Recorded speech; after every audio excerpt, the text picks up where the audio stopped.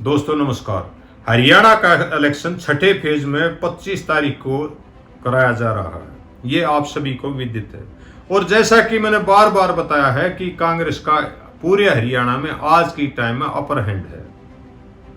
हर कोई ये आकलन कर रहा है कि कांग्रेस ज्यादा सीटें लेगी बनिस्बत बीजेपी के। अब हम बताना चाहेंगे कि कौन सी सीट पर कौन सी पार्टी ज्यादा वोट क्यों लेगी, कारण क्या है और उसके रीजन क्या है। डिस्ट्रिक्ट वाइज हर डिस्ट्रिक्ट का हम आकलन करेंगे। सबसे पहले बात करते हैं रोहतक की। रोहतक में जो बीजेपी की तरफ से कैंडिडेट हैं वो अरविंद शर्मा हैं और कांग्रेस के हैं दीपेंद्र हुड्डा। दीपेंद्र हुड्डा जी काफी पॉपुलर हैं और यहां तक कि जो 2019 में दीपेंद्र हुड्डा की हार भी हुई थी, उस टाइम भी लोग ये मानकर चल रहे थे कि जीतेगा दीपेंद्र हुड्डा। इवन जो बीजेपी की वोट डाल के आए थे वो उनके भी दिल में ये था कि दीपेंद्र हुड्डा जीतना चाहिए, लेकिन वोट डाली बीजेपी की और चाह रहे थे दीपेंद्र हुड्डा को जिताने के लिए, इसलिए दीपेंद्र हुड्डा हार गए। लेकिन अब की बात परिस्थितियां बिल्कुल अलग हैं। वहां कुछ आदमियों का यह भी कहना है कि भूपेंद्र सिंह हुड्डा का मनपसंद कैंडिडेट बीजेपी ने उतारा है अरविंद शर्मा, क्योंकि अरविंद शर्मा पूरे 5 साल हल्के में कभी दिखाई नहीं दिए और लोगों में उनके प्रति भारी रोष है। और दीपेंद्र हुड्डा का इसीलिए जीतना क्लियर है, बड़े मार्जिन से जीतेंगे, क्योंकि एक तो अरविंद शर्मा की नेगेटिविटी, एक दीपेंद्र हुड्डा के प्रति लोगों का प्यार।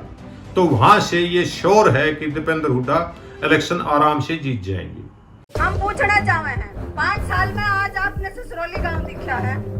5 साल तक अब बीजेपी सरकार ने कौन सा काम करा जो ससरौली गांव में आपने आड़ कर ये पूछा हो अब ससरौली गांव में क्या दिक्कत चल रही है, क्या समस्या चल रही है।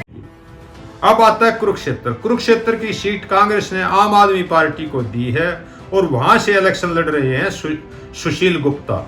उनके मुकाबले में नवीन जिंदल जो कि पहले कांग्रेस में थे और कोल घोटाले में उनका नाम आया था। लोगों का ये मानकर चलना है कि वो इसलिए बीजेपी में गए क्योंकि उन्होंने ईडी का डर था और इसी के डर के चलते वो बीजेपी में गए और बीजेपी ने उनको टिकट दी। कोड़ा चोर चोरी चोर मार के बीजेपी च वड़ गए। कांग्रेस चाहते ताड़ा मान सम्मान होता पूरा गट के जी। इन बातों के चलते उनका इलेक्शन इतना नहीं उठ रहा है। उसके मुकाबले जो आम आदमी पार्टी का वर्कर है वो बड़ा ही डेडिकेटेड और उत्साही है। अगर वर्कर्स की बात की जाए तो आम आदमी पार्टी का वर्कर एग्रेसिव है, बीजेपी का वर्कर डिप्रेसिव है। उन्होंने अपनी बात कहनी मुश्किल हो रही है। इसका एक परिणाम यह भी है कि कुरुक्षेत्र में सरदार पॉपुलेशन बहुत ज्यादा है और सरदार ही नहीं, हर कम्युनिटी का किसान बीजेपी से रुष्ट है, क्योंकि 700 आदमी लगभग शहीद हुए थे और काफी किसानों की अलगाववादी आतंकवादी कहकर बेइज्जती की गई थी। इसलिए वहां पे एक फैक्टर ये भी है जो कि जिंदल के खिलाफ जाता है। दूसरा, जिंदल कभी कंस्टिट्यूंसी में आए नहीं।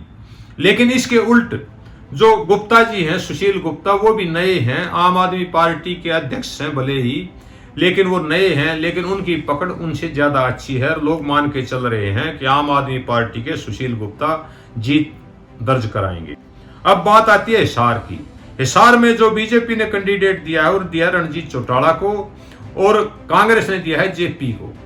जेपी वैसे भी रणजीत पर भारी है। इसका एक कारण तो यह है कि रणजीत सिंह चौटाला सिरसा डिस्ट्रिक्ट से हैं और दूसरा कारण यह है देवीलाल फैमिली से 3 कैंडिडेट इलेक्शन लड़ रहे हैं, जबकि कांग्रेस के अकेले जेपी हैं। अगर ये मान के भी चला जाए कि देवीलाल परिवार के प्रभाव में आकर जो वोटें आएंगी वो भी 3 जगह बटेंगी, अकेले रणजीत जी को नहीं जाएंगी। दूसरा, वहां पे किसानों का भी विरोध झेलना पड़ रहा है और उन्हें अपने बात रखने का भी मौका बड़ी मुश्किल से मिल रहा है।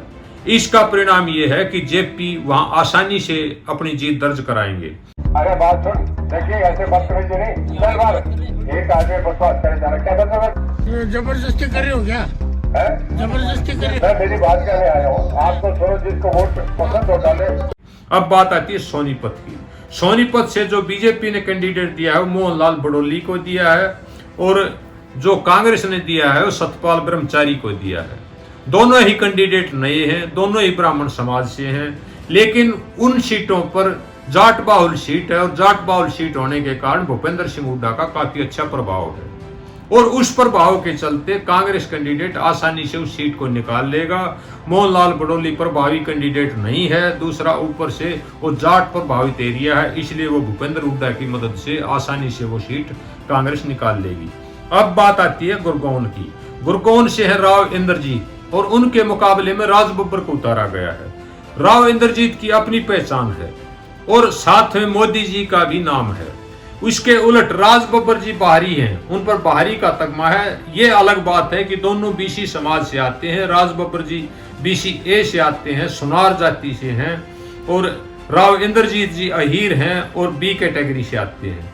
इसका एक और भी है, यह भी मानकर चला जा रहा है कि भूपेंद्र सिंह हुड्डा की और राव इंद्रजीत की जो दोस्ती है उसको निभाते हुए ये कमजोर कैंडिडेट राज बब्बर को वहां से उतारा गया है। अब बात वो आराम से बीजेपी सीट निकालेगी, क्योंकि एक तो राज बब्बर जी बाहरी हैं, दूसरा राव इंद्रजीत का अपना प्रभाव है, यादव बाहुल सीट है, इसलिए वो आराम से ऐसा माना जा रहा है कि बीजेपी उस सीट को निकाल लेगी। अब बात आती है सिरसा पर। सिरसा में जो बीजेपी ने कैंडिडेट उतारा है वो अशोक तंवर जी हैं, और अशोक तंवर जी 3 पार्टी बदल चुके हैं। पहले कांग्रेस में थे, उसके बाद आम आदमी पार्टी में आए, और अब वो बीजेपी से इलेक्शन लड़ रहे हैं। उसके उलट जो कांग्रेस ने उतारा है, कुमारी शैलजा को उतारा है, उससे पहले उनके फादर भी एमपी रह चुके हैं, और वो काफी मृदुभाषी और अच्छी नेता हैं, जो कि अपने नाम पर भी वोट खींचती हैं। उसका दूसरी तरफ अगर अशोक तंवर जी को देखा जाए, अशोक तंवर जी का ऐसा प्रभाव नहीं है, और ये मानकर चला जा रहा है कि कुमारी शैलजा बहुत अच्छे मार्जिन से अशोक तंवर जी को हरा देंगी। अब बात करते हैं करनाल की। करनाल से मनोहर लाल खट्टर जी बीजेपी के उम्मीदवार हैं, पूर्व मुख्यमंत्री भी हैं, आज भी मुख्यमंत्री से कम नहीं है। उनके मुकाबले में एक युवा चेहरा बुद्धि राजा को उतारा गया है। बुद्धि राजा नए हैं, उनके हल्के में पकड़ नहीं है। ये भी मानकर चला जा रहा है कि उनको भी एक किस्म से बाई दी गई है खट्टर साहब को, कि वो आसानी से इलेक्शन को निकाल लें। ये कांग्रेस के तरफ से भी उनको बाई है। अब आते हैं अम्बाड़ा की सीट पर। अम्बाड़ा में जो बीजेपी की तरफ से हैं वो बंतो कटारिया है, और जो कांग्रेस की तरफ से हैं वरुण चौधरी है। दोनों ही पॉलिटिकल फैमिली से हैं। इससे पहले बंतो कटारिया के हस्बैंड कटारिया साहब यहाँ से एमपी रह चुके हैं। वरुण चौधरी के भी जो पूर्व वो हैं वो एमएलए रहे हैं मुलाना कंस्टिट्यूंसी से। दोनों की ही अच्छी पकड़ है, लेकिन कहीं ना कहीं किसान आंदोलन का प्रभाव है, संविधान की छेड़छाड़ का असर है, या यूं कहा जाए कि जो एससी समाज को आरक्षण खुशने का डर है, उसके चलते वरुण चौधरी इस सीट पर हावी हैं। ये नहीं कहा जा सकता जीत हार किसकी होगी और कितने मार्जिन से होगी, लेकिन आज वरुण चौधरी को आगे दिखाया जा रहा है हर सट्टा बाजार में भी और हर आदमी के द्वारा। अब बात आती है भिवानी पर। भिवानी में जो बीजेपी ने कैंडिडेट उतारा है वो धर्मवीर चौधरी हैं, धर्मवीर सिंह हैं, जो कि पहले कांग्रेस में थे, और जो कांग्रेस ने उतारा है राव दान सिंह को उतारा है। ये एक बहुत ही सोची समझी स्ट्रेटजी के तहत किया गया है। राव दान सिंह यादव समाज से हैं, और यादव समाज बीजेपी का पारंपरिक वोट है। उसके उलट जाट समाज कांग्रेस को वोट डालता है, और ये धर्मवीर पर कितना जाता है ये देखना होगा। अगर ये कांग्रेस की तरफ जुड़ा रहता है और कुछ यादव समाज भी इधर आ जाता है, तो राव दान सिंह का जीतना निश्चित है। आज मुकाबला कांटे का है, लेकिन राव दान सिंह कहीं ना कहीं आगे दिखाई दे रहे हैं धर्मवीर से। अब आखिरी कॉन्स्टिट्यूंसी आती है फरीदाबाद।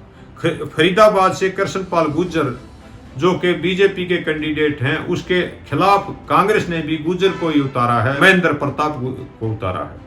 महेंद्र प्रताप मृदुभाषी हैं, अच्छे राजनेता हैं। कुछ लोगों का तो यह तक मानना है कि जो भी राजनीति में गुर्जरों द्वारा कार्य होते थे वो महेंद्र प्रताप जी से पूछ कर होते थे। कृष्णपाल गुर्जर स्ट्रॉन्ग कैंडिडेट हैं, और ये मान के चला जा रहा है कि कांटे की टक्कर है, लेकिन 21 इसमें कृष्णपाल गुर्जर जी हैं। इस तरह अगर हम पूरी सीटों का आकलन करेंगे तो लगभग रोहतक, सिरसा, हिसार और सोनीपत ये कांग्रेस की पक्की सीटें हैं जो कांग्रेस जीतेगी, और कुरुक्षेत्र की सीट आम आदमी पार्टी की पक्की सीट है। करनाल और गुड़गामा ये 2 सीट लगभग बीजेपी की फाइनल है। बाकी 3 सीटों पर कांग्रेस और बीजेपी के साथ कड़ा मुकाबला है, लेकिन आज की तारीख में कांग्रेस बीजेपी से आगे है। ये था विश्लेषण हरियाणा की 10 सीटों का। बाकी अभी ईवीएम का खेल जारी है, वो कहां तक है, क्या कर पाता है, ठीक है गलत है, ये कहना अतिशयोक्ति होगी। जय भारत, जय हिंद।